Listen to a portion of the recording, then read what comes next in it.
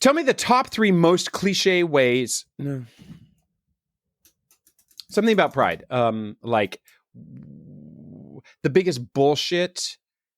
The bullshit ways people celebrate pride, or corporations celebrate pride, or Gavin, I want you to know that 82% of our cold opens I know are just me trying to work out the top 3 lists. I am aware of that because I do listen, and I'm okay with it. With the hole that I am digging here, the hole. And this is Gaytriarchs.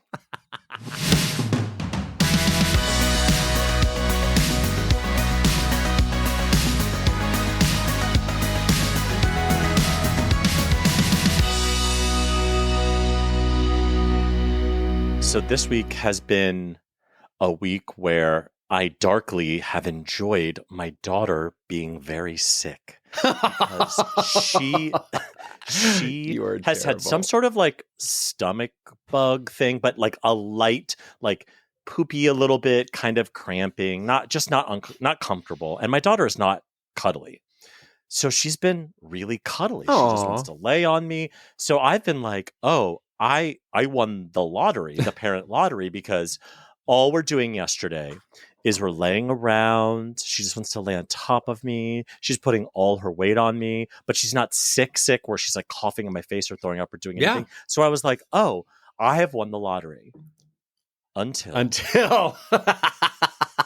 that sound. The sound where she starts to cry and cough a little bit, but it's a different kind of cough. Uh-huh. It's like those of you who have dogs know the sound I'm talking about. Yes, I'm equating children to dogs. And not the first time. She sat up and she started crying, and then she started coughing, and I went, oh, is this? And then she just projectile vomited all over me, all over the bed. And then she's crying because she's throwing up. Yeah. And I'm trying to comfort her while in my head going, oh my God, I'm covered in a 3-year-old's vomit. And trying to like maintain my sense of calm while also being so fucking disgusted that this happened. And then she just wants to be held. Oh, well, and just she wants to lay in her own sick on your chest. And I'm doing the acting role of a lifetime by being so calm, and I'm saying, it's totally fine. Don't worry about it. Daddy will shower later. We'll clean up. Like, don't worry about it. Inside, I'm like, don't fucking touch me.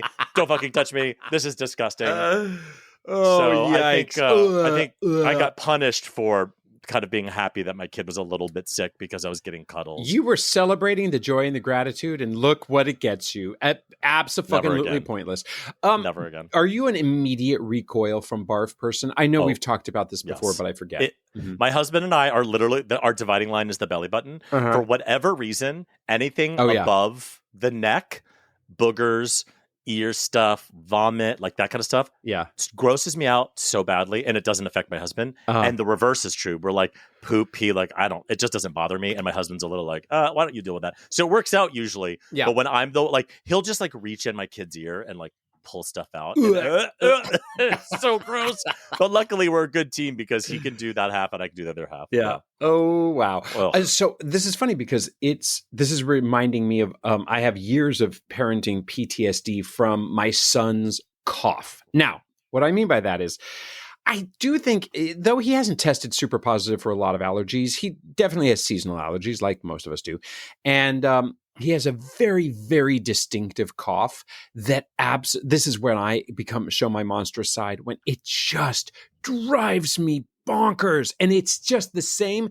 He has always a 2-cough sneeze. A 2-cough sneeze. The poor kid is going through it constantly, really suffering, never complaining, because that's just not what he does. And it's a cough, cough, a chew.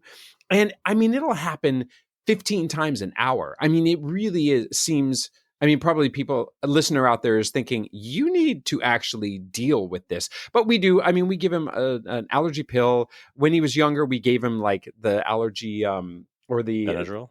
Not the Benadryl, but the, like a cold and cough that's got a whole lot of chemicals in it. So you just give like this microdose to kids. And a doctor friend of mine was like, listen, that's just super conservative. You can double them up on it. And it does seem to help. And it all goes away. But he has had this same pattern of cough, cough, sneeze, cough, cough, sneeze since he was 2 years old. And when it rears its ugly head, I'm reminded, oh, geez. Now, I have to suffer through this for the next few weeks. I love how we have taken our children's genuine illnesses and made it about us and our annoyances. This is a safe place. Are you mocking me for that? This is what this is for. At what point in our 110 episode history did you consider Gaytriarchs a safe place? But you know what's also not a safe place? Oh, God, what? Pride. It's Pride. It is Pride, guys. It is week one of Pride. Unleash happy Pride, it. Have a kiki. Love it. Hate it. Whatever you're going to do. But yes, happy Pride to you as well, David. It is Pride. It is a month where we get to hang a rainbow flag out our house and wonder if somebody's going to drive by and spray paint faggot on the side of our house. But it is Pride, and we are proud to... It feels weird to say you're proud to be who you are because, like, I didn't do anything to earn this. Oh, yes, we did. Oh, yes, we did. Not only 110 episodes. We were born with it, baby. Yes, I agree. But we still get to be proud about it. So how are we going to celebrate, do you think? We're going to celebrate, guys, by doing what a listener suggested. Yes, we are. I'm not going to pretend that I didn't know this was coming. I'm really excited about it. We're going to put our money, and a balloon where our mouths are. Anyway. We're going to put other things where our mouths are, but also, listener, we decided to do this 8 minutes before we started recording. So we are going to do a Gaytriarchs Gay Dads meetup. Yes, we are going to do one. It's going to be in New York City. Mm-hmm. We are going to just try this out, and it literally could just be us. It could be Gavin and I. Which is going to be fine. Standing in a park. Yeah. Holding Gaytriarchs water bottles and just looking around at other people. But we're going to try it. I know, listener, not everyone lives anywhere near New York City. And that is totally fine. We're going to try to partner with some other organizations, but we just want to try it. We're just going to see, why don't we all just hang out in a park together? Mm-hmm. So what we've decided is we are going to meet on Saturday, June 28th, and we're going to go from 9 a.m. to 12 p.m. That time of the day, luckily, morning rhymes with liquor. So I'm going to find a way to have mimosas. And it might just be a BYOB situation. Just fill your own cup because we should not be pouring pictures. We're going to get ticketed for sure. Yeah, we don't want to get ticketed or arrested. So we probably shouldn't do that. But like BYOB, y'all, please. Yeah. But don't be cool about it. Yeah. You know what I mean? It's like cruising. It's like, be cool about it. Don't ruin this. Right. We're going to meet at the Heckscher Playground. If you don't know where that is, I didn't either.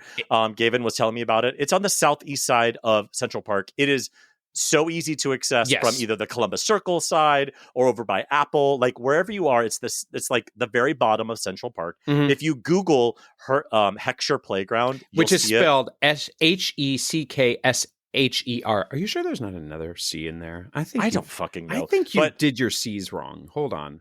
Whatever. But that's where we're going to meet. Again, 9 a.m. to 12 p.m. This is aimed for kids, people who have kids who would play on a playground at 9 a.m. I know some of you have teenagers or older kids or whatever. Well, but Gavin was saying this. Yeah. To that point, actually, there's a little kids section. There's a big kids section. There's lots of swings. There is a water thing going on through the main feature of the playground is it's kind of got this old style medieval castle that you can climb around. And then on the other side of the castle, there's these big ass rocks that frankly, everybody from 5-year-olds to 55-year-olds, including me, I am not 55 to be clear, like to climb over and clamber over. So it has truly got something for everyone, including a public restroom. And you know what a public restroom means in the middle of Central Park, don't you, David?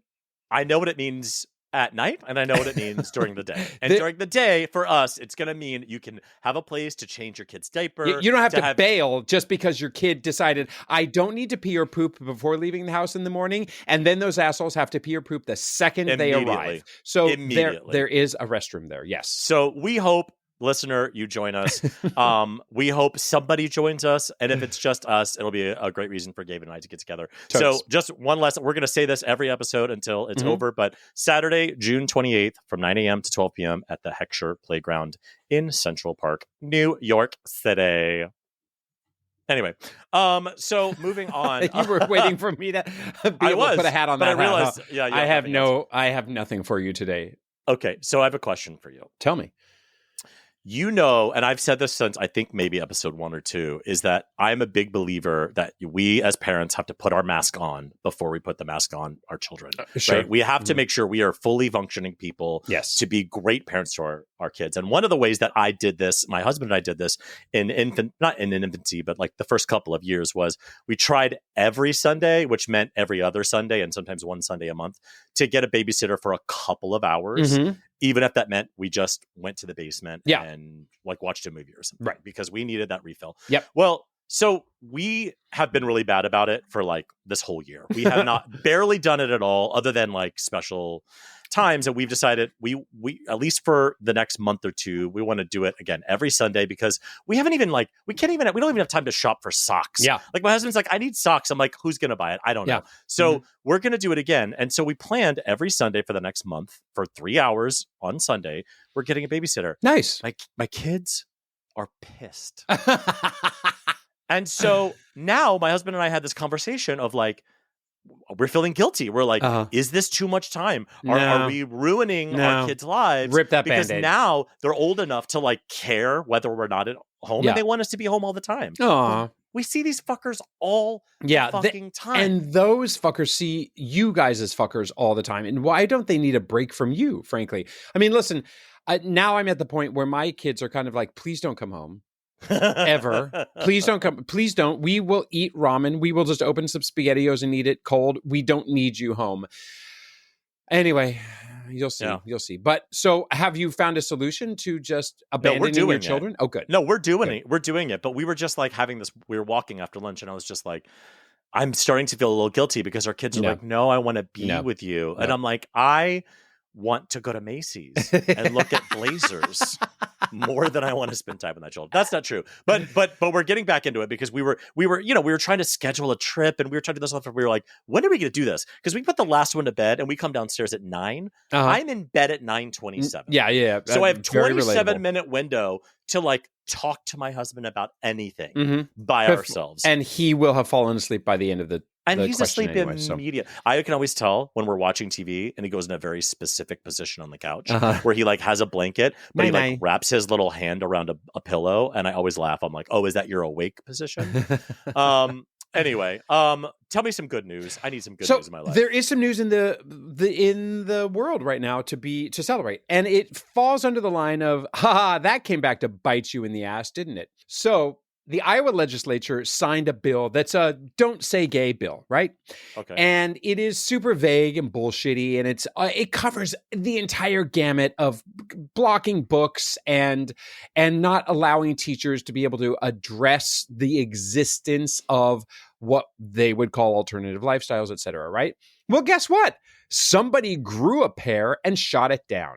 And it was actually some folks appealed it, including I believe it was the Iowa ACLU and a major book publisher. It was Penguin Random House also sued.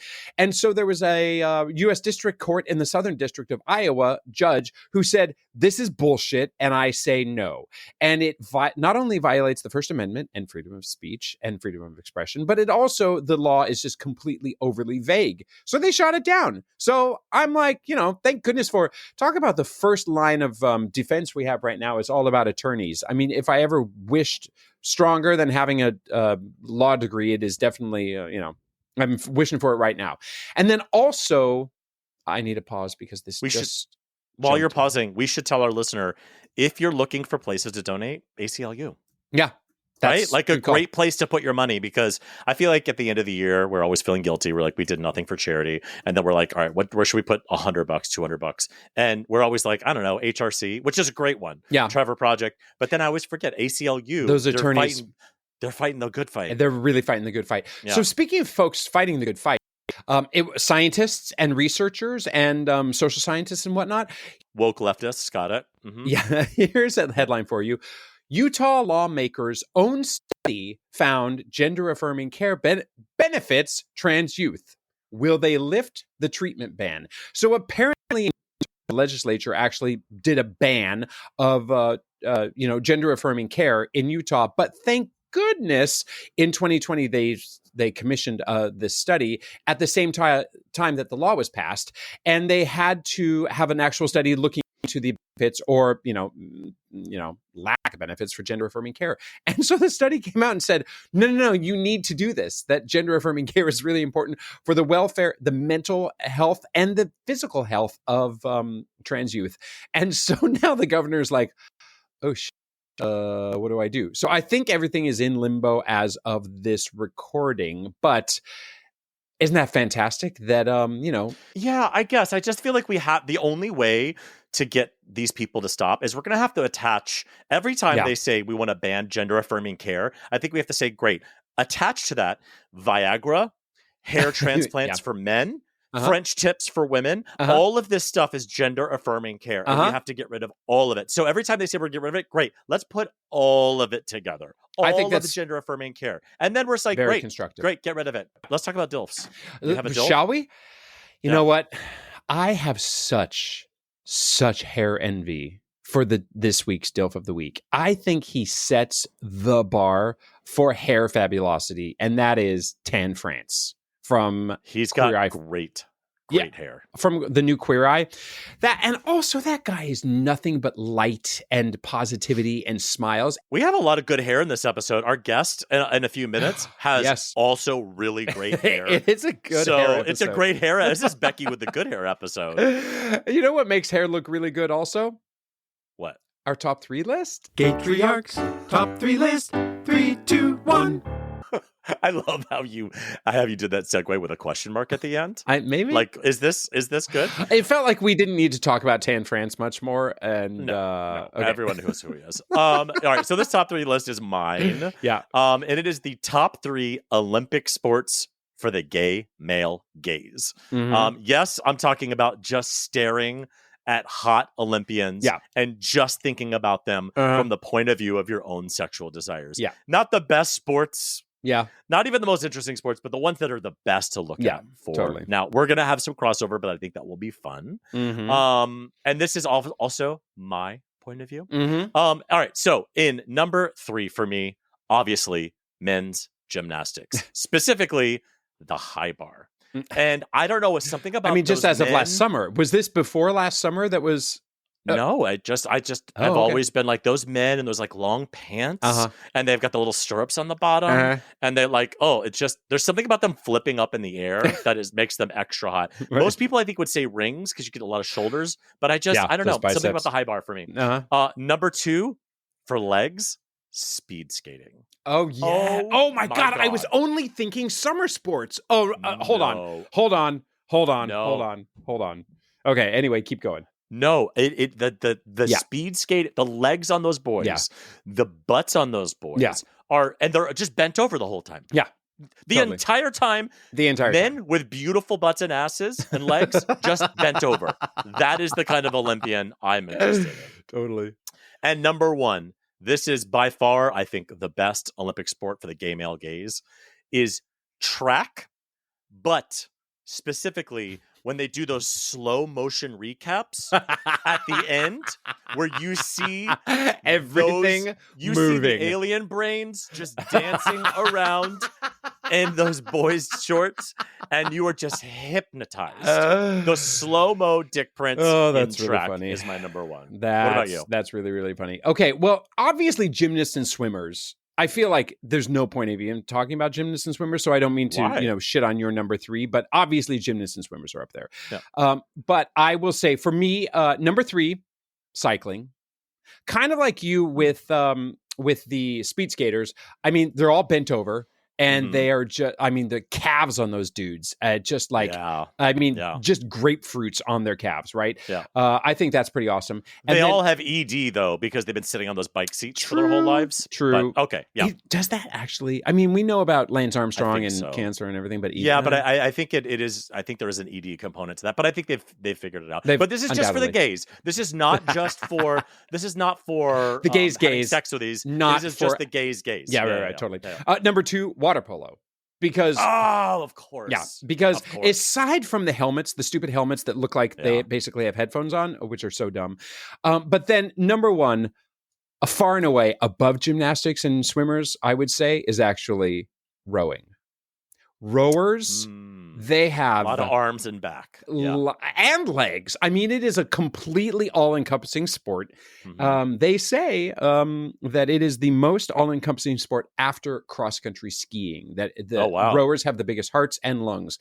Now, I was told that when I was a rower back in the day. So does this hit home? Absolutely. Was I gay when I was a rower? Well, I suppose born with it, so obvi, but I was not able to completely realize how awesome it was to be a rower and the people I was surrounded by. Is it also because you want to yell at a group of like 20 young men and they all do what you tell them to do? Is that part of your fantasy? You just said this was the gays, not necessarily fantasy life, but sure. Right. You're right. Sure. Yeah. Okay. If I were the Cox yelling at the 4 or the 8 to do what I was saying, you're welcome. Insert joke here. 4 or 8. You could have told me 100 and I would have believed you. I have no idea how many in this boat. All right, what's next week? I want to know the top 3 ways you call bullshit on Pride. Our guest this week is a dad of 3 who, after losing his wife to cancer, turned his grief into a new book called Let's Skip the Bowl: Lessons from Dad After Your Mom Died. In addition to being an author, he's also a community-minded real estate developer. I don't know what that is. Yeah, a marketing executive, put a pin in that. An art director, and even a mechanic. What? I don't know. And even though he's straight, we have decided in an effort to promote DEI, we would allow him to be on our show. You're welcome. A man from the American South and easily the hottest guest we've ever had. Please welcome to the show, Daryl Calfee. Hey, Daryl. Hey, guys. What's up, man? Thank you both. I appreciate you allowing the straight man to enter the GaytriarchsPodcast. Yep. I feel loved and accepted. This is why DEI is important. And also, I want to point out that before we started recording, you said to us, you woke up thinking about us. So I did. You know what I mean? Like, I don't know. So we start every interview the same way, which is, how have your children driven you nuts today? Okay, real talk. Real talk. 2 nights ago, we're on date night. And date night's supposed to be super sacred, right? Where it's like, I'm not being bothered by my kids or the babysitter or whatever until after date night's over. My phone starts blowing up. I get a text from my kids like, hey, can we talk? Well, when I get home, I find out that the 2 oldest girls have decided that it's a good night to tell the 5-year-old that there's a zombie outside. And I'm shitting you. I am shitting you not. One of them dressed up with a pink wig on. I've got all this on camera. Walks out, stands in the yard. And the older one says, hey, come here, look, and opens up the window blinds in order to show him that there is a zombie in the yard. That's amazing. And then the reason I'm getting called is because the kid won't go back to bed because he literally thinks there's zombies. I so appreciate the follow through from your kids. Yes. Do you know what I mean? It's not just like we planted a seed of a rumor of we planted the seed and then we followed up with maybe we're following through and delivering on that zombiness. That's fantastic. Was this a surprise to you, or is this on brand for them? This is creatively on brand, but as they've gotten older, they've gotten more creative in the ways to like just mess up everything, right? Yeah. They're fantastic kids. I love them to death. Of course. But, hey, we're all about the disclaimers here. Like we love our kids and yeah. But I will tell you that with that creativity, there's a dark side and there's a light side. Right? Yeah. So, I mean, that will take them far. How old are all of the kids? So today, Ella, our oldest, is 14. Easton is 11. And they're both going to have birthdays this summer. And Emmanuel is 5. And he'll be going into kindergarten next year. Oh, man. That seems very... That's a spread. And also that seems very 14-year-old-ish. And I suppose 11-year-old-ish. So, I mean, it seems like you're doing all the right things. Well, I know I talked to David last week about, having to apply vaginal cream and those kind of things, like, hey, super awkward moments as a dad. My 2 daughters now have both started their periods. Okay. And so tracking those and like managing, like, dodging and ducking hormones. I'm curious about that because I have a daughter. She's 3, so she's a little ways away from that. But like, how as a dad, you're kind of like, what is my what is my the point of which I stop being helpful and it's awkward? Like, are you just like there for when they need it, or like because like do I have to track this? This is all new information to me. Yeah. So I have an app on my phone that will help me track their period cycles, and then I have in my Amazon cart reoccurring orders for 3 things: Midol patches, and pads. So, all right. That might be a little bit much information, but I'm using those things. No, I'm writing this shit down. It is also, it is not too much information because honestly, there's no reason. It's great here. Hey, something that makes you a gaytriarch is that you're not going to shy away from the fact that you have to show up for your kids, even if it is a girl having a period, which let's not shame the girls and being like, oh, this is gross. I don't want to have to deal with this because I'm a man. No. We man up and deal with the periods as well. So, and also, I don't think people understand, like, at least for me, I don't know if this is, we all have multiple children, is that I get very confused with the amounts of creams and medicines or whatever that I've just learned taking a Sharpie and writing on the tube, Hannah's vagina. Like it'll literally say Hannah's vagina, Emmett's butt. Like you just have, because I'm like, I don't know what minoxidil syphiline means. I do know that this is for Hannah's vagina, and just leave it there. I've said this story on the podcast before, but like my daughter she doesn't understand that you can't just say anything anywhere, and she'll just scream out in the middle of the grocery store, my vagina hurts. And I'm like, okay, all right, cool. Yeah, I will deal with that when we get home. It's still cute now. If she's doing it when Daryl's oldest is, when she's 14, that requires a little bit of an intervention, I would say. So tell us, you wrote this book. Tell us a little bit about how this book came to be. Yeah. So first of all, thanks for having me on. Grateful for the opportunity. I would say my writing came from the loss. Is really what it came from. So my wife of over 20 years passed away in 2023, and she had battled breast cancer for over 4 years. Wow. And so when she was gone, all of a sudden it hit me as I was going through therapy. If I'm not here, who's going to share the stories with the kids? And I don't just mean like, hey, your grandmother made great cookies, or hey, here's a story from our family. I mean like that hard fought wisdom. And you guys know this, that you earn over, being in relationship with someone for a long period of time.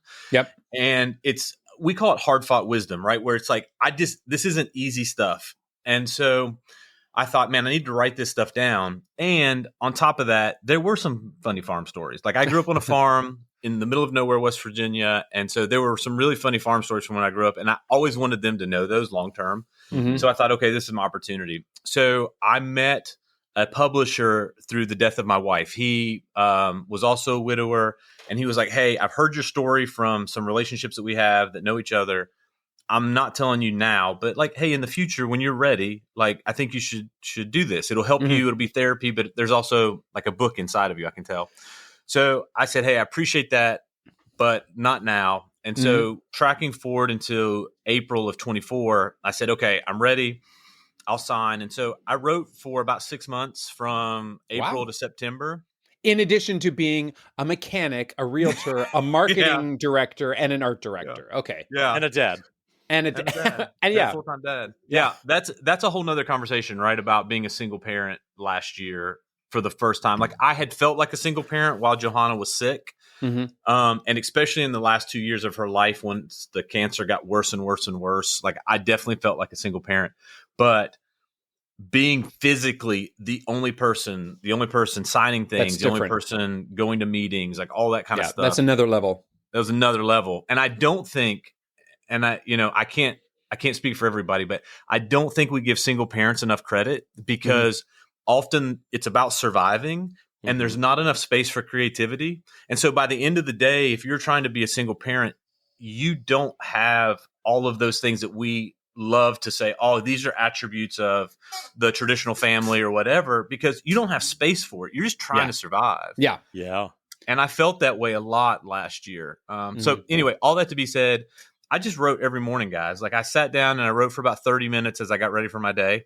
And then I had this amazing editor. Her name is Rachel Mitchell. Shout out to Rachel. She works for a company called Blue Hat Publishing. And Rachel, unbeknownst to me, was diagnosed with breast cancer as I was writing. Oh, wow. So as I'm writing this out, she reaches out and she says, hey, if I'm not as available as normal, it's because I'm going to meetings and appointments. And by the way, I want you to know that I'm battling breast cancer. And so it was this wild experience of me writing about my personal experience from one side of grief and going through cancer with your partner, to her reading about that on the other side as she's battling it herself. Wow. And in a weird way, it was healing for us both. Yeah, I'm sure. So will you tell our listeners, is the book for kids, or is it for parents, or excuse me, adults going through loss, or who is your intended audience? My intended audience was 3 kids, like literally Ella, Easton, and Emmanuel. Great. And what happened is as I was writing it, it became clear that, hey, there are going to be other people in your life that are going through hard things or that have experienced cancer or trauma, those kind of things that maybe this would be helpful for. But I think my core motivation was to write to the kids, right? Like for this to be some kind of legacy piece for them. Yeah. And the responses that I've got from the pre-sale and through the editing process have just been, hey, this was really helpful for me for this hard area of my life.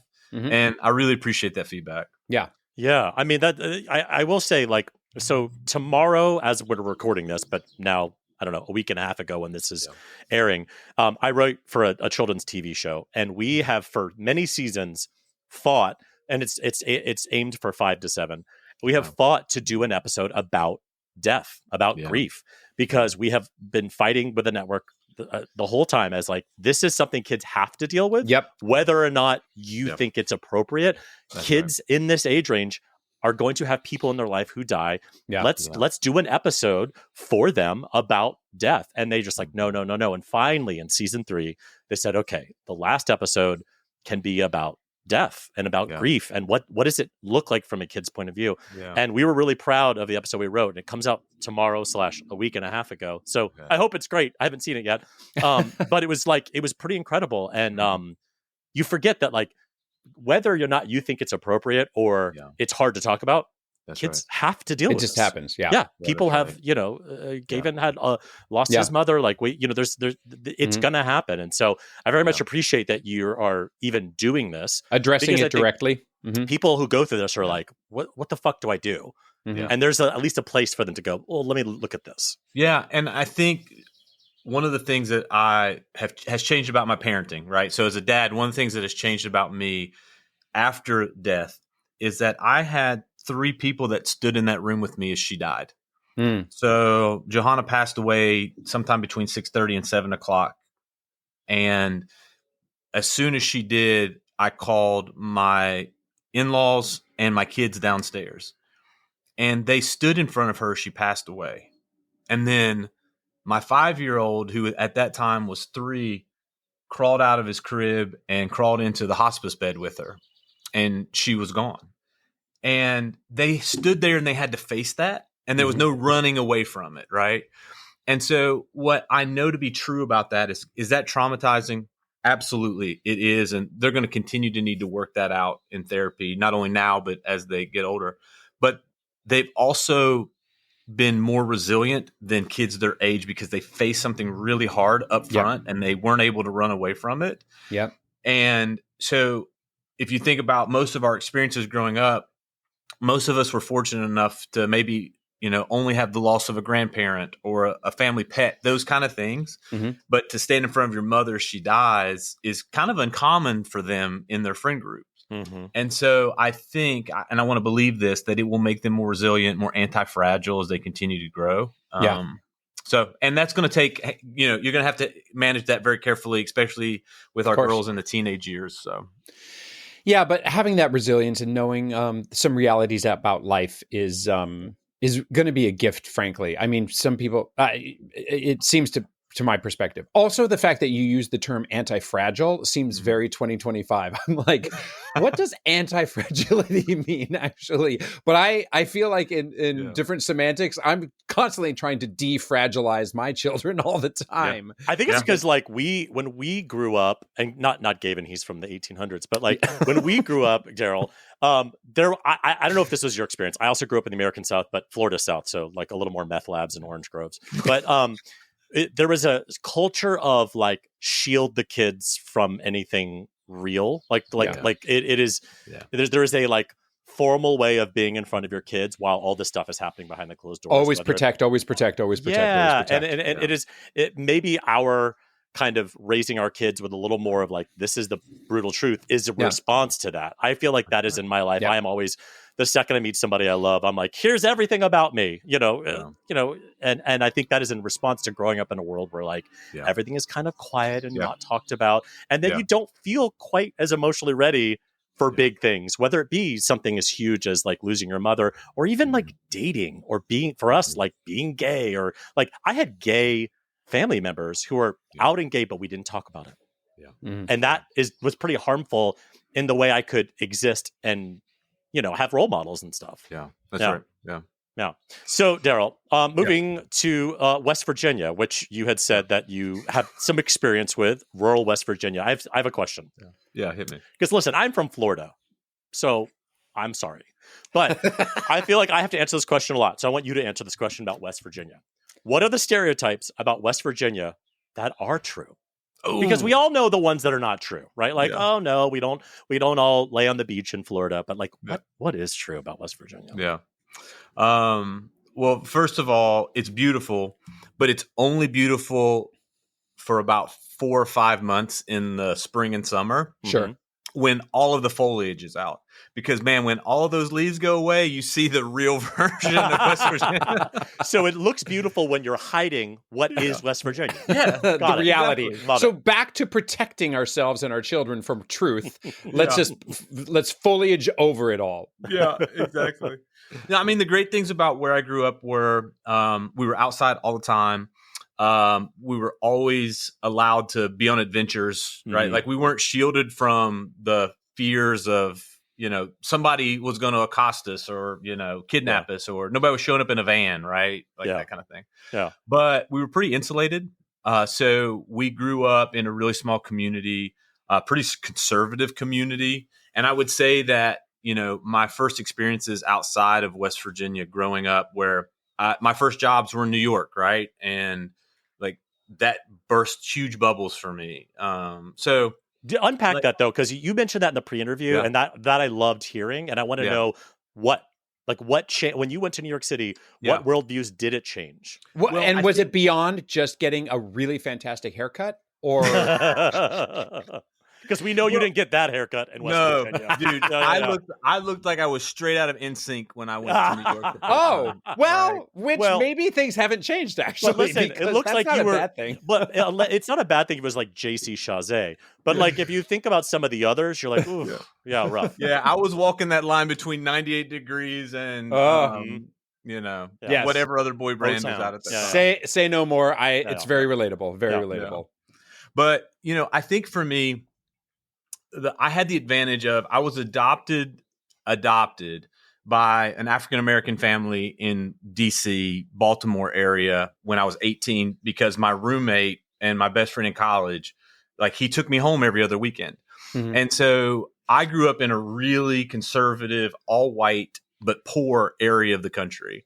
He all of a sudden took me to a very affluent African-American part of the country that I'd never been to before, right? Mm-hmm. And so the cultural norms were so different in that community, but I was accepted as family. I was cookout approved, baby. Ooh, that is a high level of honor. For a straight white dude, if you're cookout approved, that's a big deal, Yeah, absolutely.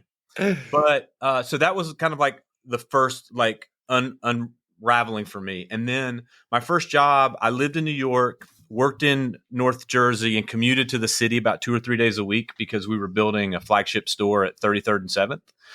And so here I am in my red 5-speed Firebird with West Virginia plates still, driving in through the Lincoln Tunnel and parking below the garden, right?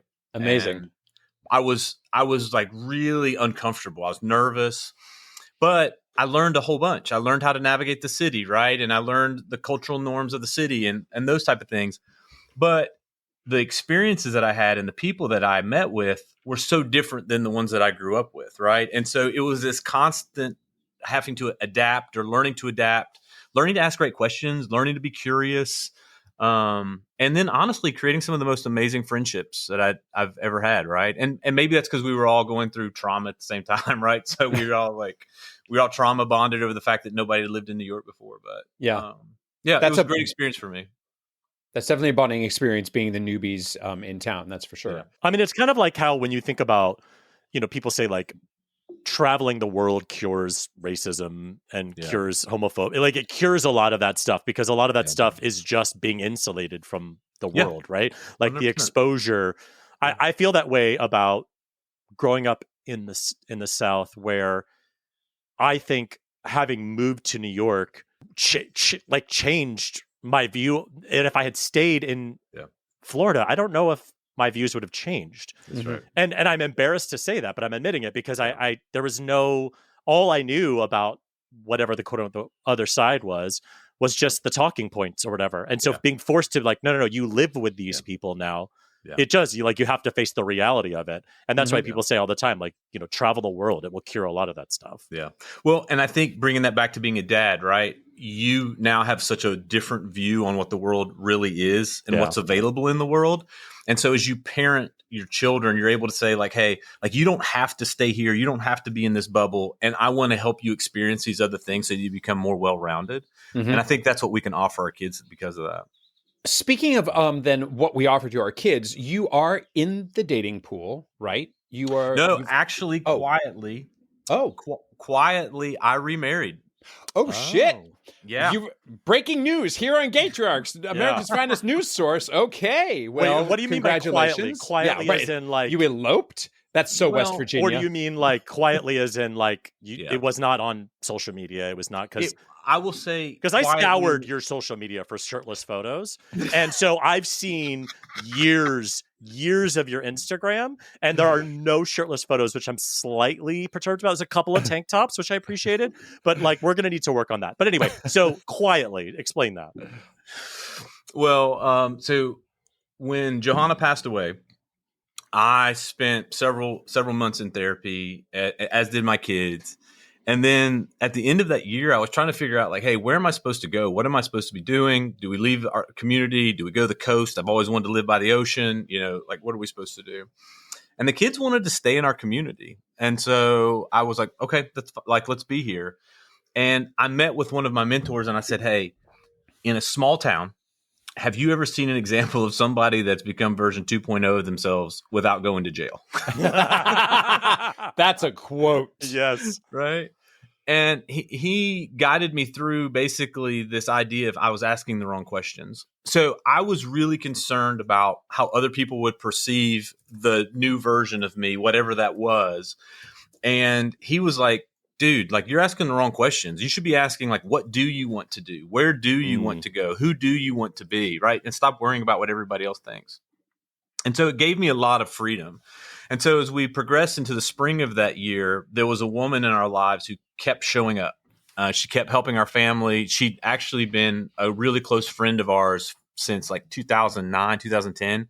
So my kids have always called her Kiki. They've always known her as Aunt Kiki. Mm-hmm. We are all here for a Kiki. Everybody needs an Aunt Kiki. Do you know what Kiki means in gay language, Daryl? No, please tell me. Kiki equals a good time, a party. Like if we're going to go out for drinks, we're going to go for a Kiki. I kikied with Daryl last night. It was crazy. Are you serious? Yeah, yes. Yeah. Okay. Not to be confused with Kai Kai, which I won't explain to you what Kai Kai is. But Kiki, it's just like we had a great time. We had a ball. Well, she's the definition of that. And perfect. It's a nickname that our kids gave her when she was really young because her name is Erica. And so they couldn't say Erica, but they could say Kiki. So Sure. So anyway, so Erica moved back to our community from San Antonio. She was single, thought she was going to grow old with her dog. Mm-hmm. And we're both in our mid-40s. And so we started dating last year. And it was like, oh, man, like, what's this going to be like? And honestly, like, I was super uncomfortable because I haven't dated anybody in over 23 years. And so I told her straight up, I was like, listen, I've got no riz, I've got zero game.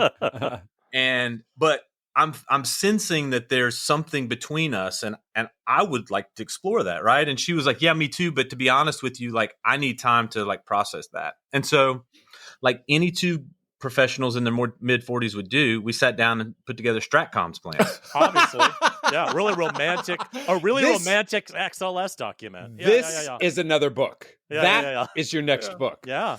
I mean, I still have the notes of our stratcoms plan, right? And we were like, hey, how are we going to do this? What's at risk, right? Because you think about, okay, you don't want to hurt the kids anymore, right? That's amazing. You've got joint friendships that you've had for 15 years, right? You don't want those to go bad. Mm-hmm. And then also like, hey, like how do we handle this with Johanna, my wife who passed away, like her parents, her family, like, hey, how do we handle all this? Yeah. And so we didn't run from it. We just leaned into it. And I think that conversation I had with my mentor about, hey, like you're asking the wrong questions really helped me to realize the truth of, hey, when you wake up, you're the only one that's concerned about your happiness. Mm-hmm. And the moment that you realize that, the moment you make decisions faster. Mm-hmm. And that's not to say that you should live selfish, not to say that you should be focused on just you. But what it means is like, hey, when you wake up every morning, you're the only person that has to decide what makes me happy each day. And if you make all of your decisions based on pleasing other people, you're never going to enjoy life, right? So I said, well, I would like to date this woman. And so we did. And we had a beautiful like courtship last year. And my kids just asked like, hey, when are you guys going to marry? Like, hey, Dad, when are you going to marry Kiki? Mm-hmm. And I said, okay, well, if you guys are ready, like, let's do it. And we had a really busy season of life coming up. We were finishing some projects. We were opening some businesses. And we just said, let's just quietly do this. So we had like a really quiet wedding at a winery in November. And then we moved her to the house. So. That's great. I mean, I will argue for the Rizlessness because I think you are your most attractive when you are all of the bullshit, all of like the peacocking of your 20s is gone, because we know that when you start dating somebody, you're showing them your best self. Yeah. Look how beautiful and wonderful and fit and cool I am. Yeah. But then eventually you have to fart in front of them. And so you were already there. And not even in a funny way. Like in no, an I mean accidental way. like legitimately, but like when you met her, when you met Kiki, you were basically like, I have none of the bullshit. This is just earnestly who I am. Yeah. So you guys were already so far ahead, I think, of like all the bullshit, because I think that's why so many people break up around 6 months, because that's when you're kind of tired of like all the rizziness. And so, I would say that that's probably partially due to why you guys, it was so solid from the beginning. Yeah, that's a really healthy view of it. I think, you're onto something where... That's the first time anybody's ever said that about anything I've ever said. I had so many thoughts and I didn't want to interrupt him in being like... I'll interrupt him. You basically... Sorry, like, continue, Daryl. David, you were really you were really insightful, really thoughtful, and insightful. Usually it's just dick jokes, which he'll get to nonstop. soon. Yeah. Don't worry. We'll get there with you, Daryl. Sorry, continue, Daryl. But I do think that in your mid 40s, you've hopefully come to a spot, and not everybody does, but like where you're a healthier version of yourself. Mm-hmm. And so that person that you're presenting, you're just like, hey, this is who I am, and I hope you like it. And if you don't, I'm okay with that, right? But you're more self-aware probably than you've ever been. It is so fucking powerful what you're saying. It is so true. Like I feel that in my early 40s where like I still am like sensitive about like, I don't know, my body and other things. But really, I've let go of so much of that shit. Yeah. When somebody's like, oh, I don't like you, I would stay up at night thinking about it. Now I'm like, yeah, you can go fuck yourself. Anyway, you know what I mean? Like there is a power of like your early 40s. Also something you were saying before about version 2.0 of yourself in a small town. I felt that when I first went to college, I could feel the gayness underneath me pushing its way, just trying to crack. The magma wanted to spew out, but I was like fighting it down. And I remember thinking, I can't become this version of myself here. Yeah.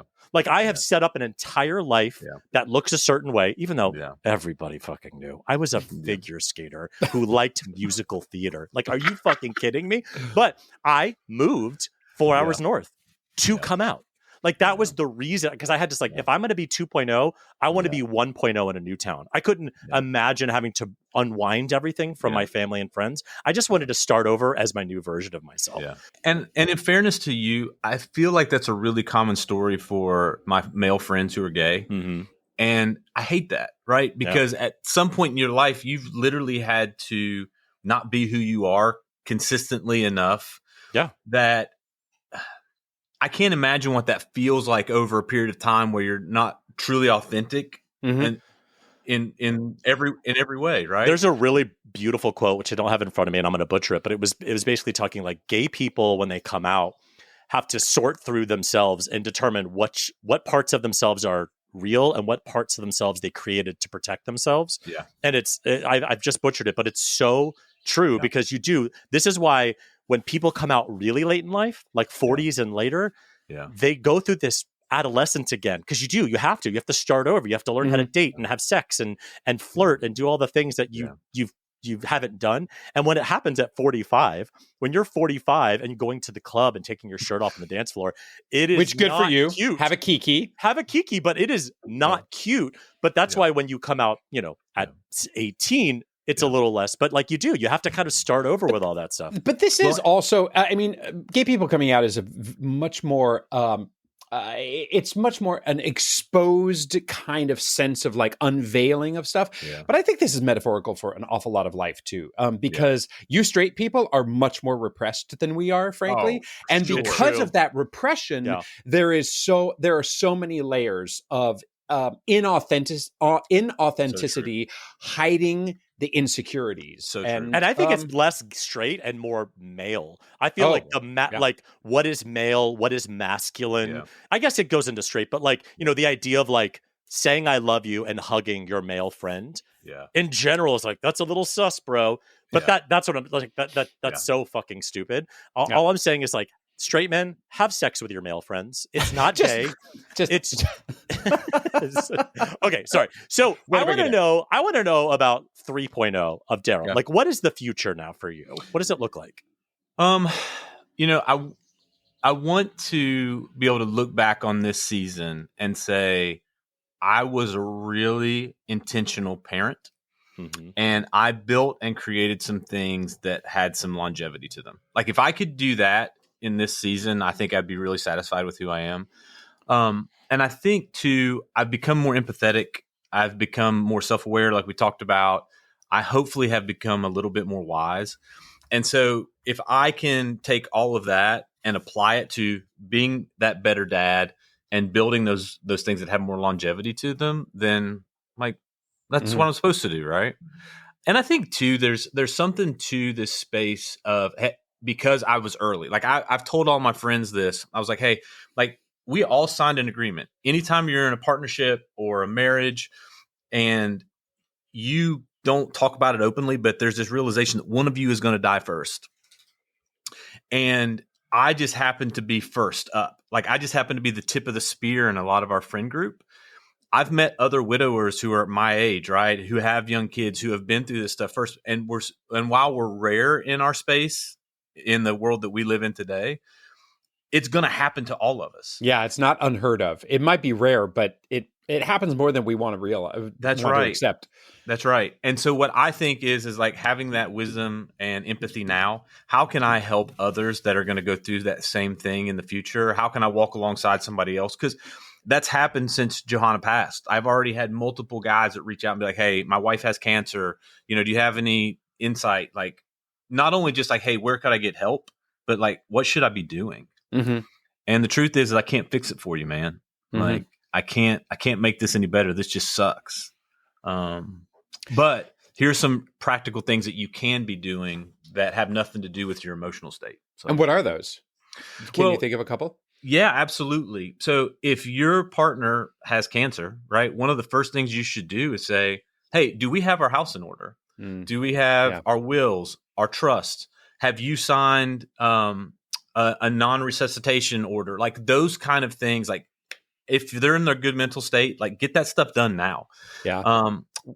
To be honest with you, like most guys don't like to think about life insurance. I have 3 policies now. If I'm not here, my family's way better off, than if I wasn't. So. Right. But I mean, I think often about like taking care of them in a way of like setting them up and being prepared for when I'm not here, even though sometimes in our mid 40s, like we don't want to think about that stuff, Mm-hmm. Yeah. Yeah. What are the practical things that you would say about dealing with your children in that situation? Well, I think there's going to be a constant fear of me dying. So there's going to be a constant fear of like every time dad leaves the house or he's gone overnight or whatever, like, oh, is he going to die too? Is he going to come back? And so like trying to say, hey, like the reality is that we're all going to die.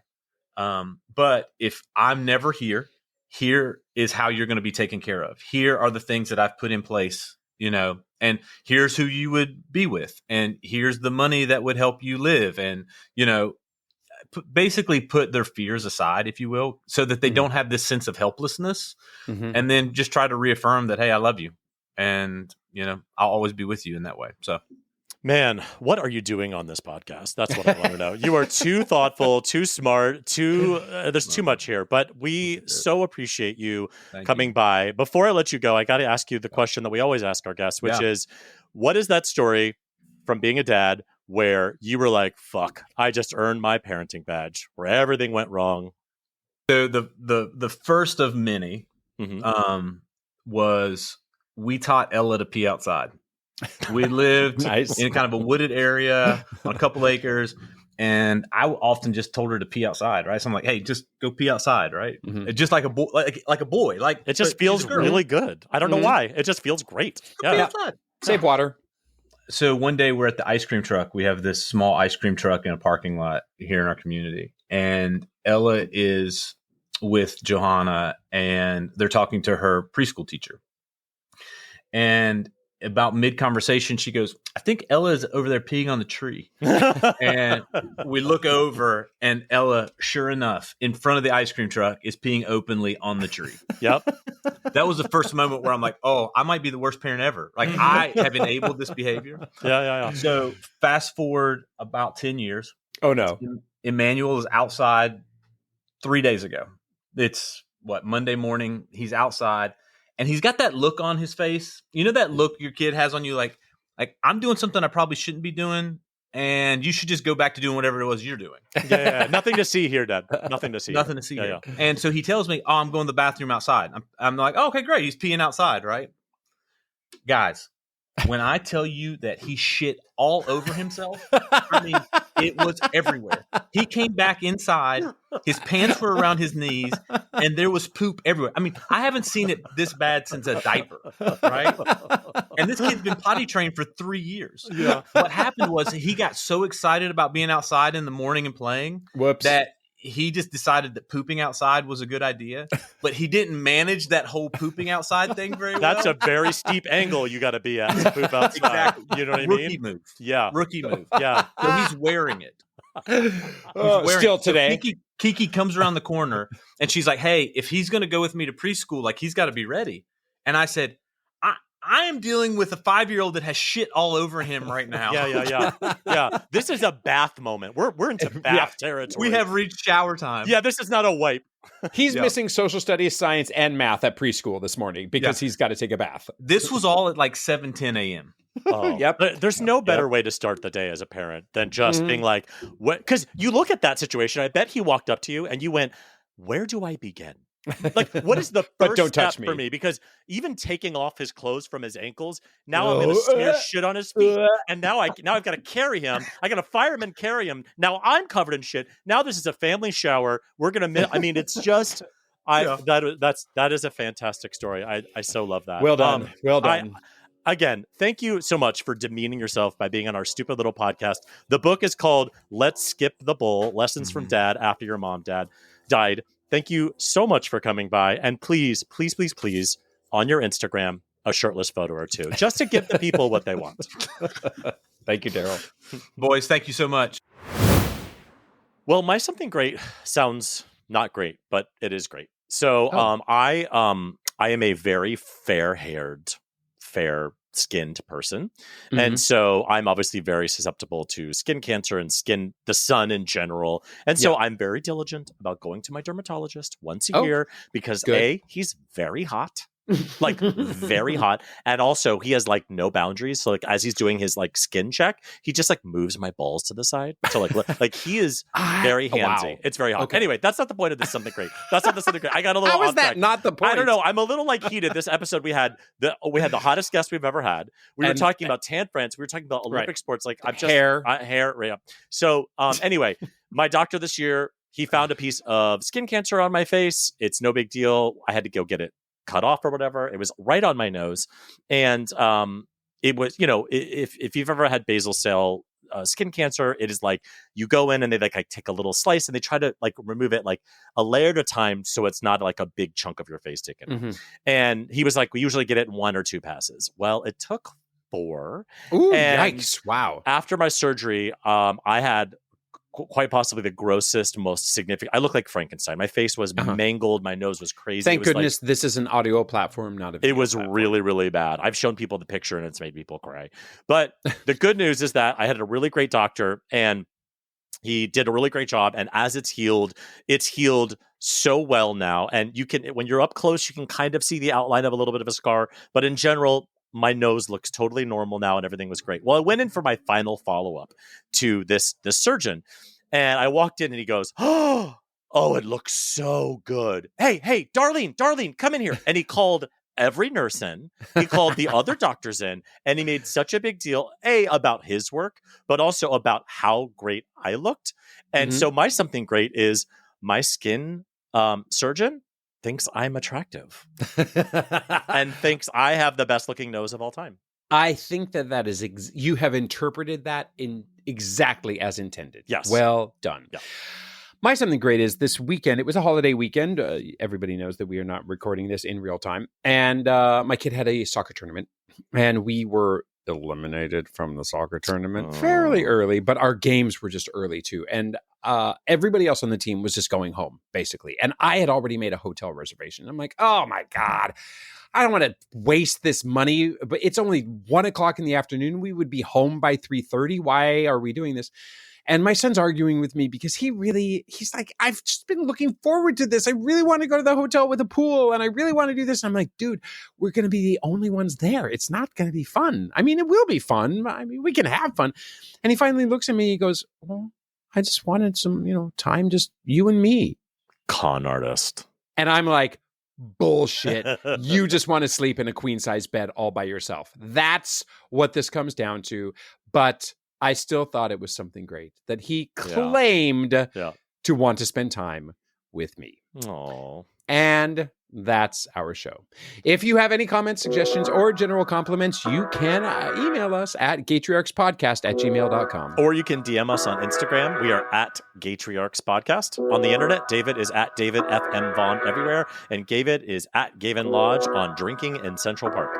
Which you should come do with us on Saturday, September 28th from 9 to June 12. 28th. June? Jesus. What did I say? September. This is the first time I've botched the boilerplate at the end. Yeah. Well, This maybe is not for the sure first their first. Everybody come play with us at the Extra Playground on Saturday, June 28th for between 9 and 12. And BYOB. But in the meantime, please leave us a glowing 5-star review wherever you get your podcasts. Thanks. And we'll get a new nose with you next time on another episode of Gaytriarchs.